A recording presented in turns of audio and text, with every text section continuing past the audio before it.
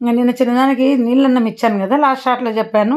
ఇంకా sprouts curry చేశాను. అన్నంలో కంటే కూడా చపాతీలోకి బాగుంటుందిలే అని పొద్దున అందరం బ్రేక్ఫాస్ట్కు అప్పుడప్పుడు అట్లా చపాతీ చేసుకుంటుంటే ఆయిల్ లేని పుల్కాలు గీ ఊసి నార్త్ ఇండియన్ స్టైల్లో చూడండి. ఆ స్ప్రౌట్స్ ఉడకబెట్టినాను, ఆ హాట్ వాటర్ అలా వేసా. అలా హాట్గా ఉన్నప్పుడే ట్యాప్ కింద ఒకసారి అట్లా ఉట్టి నీళ్ళతో కడిగేస్తే సోప్ లేకుండా మళ్ళీ ఇంకోసారి రిపీట్ చేసుకోవచ్చు. సోప్ వేస్తే మళ్ళీ పని ఎక్కువ కదా, అంతే సోప్ మిగిలించాలని కాదు. ఆ వేడి మీద కడిగేస్తే ఆ వేడికే క్లీన్ అయిపోతుంది మనకు. ఈ గాజు బౌల్స్ చాలా బాగున్నాయండి. డీమార్ట్లో 99 రూపీస్. డీమార్ట్లో కాదు, నేను కొనింది రిలయన్స్ మార్ట్లో.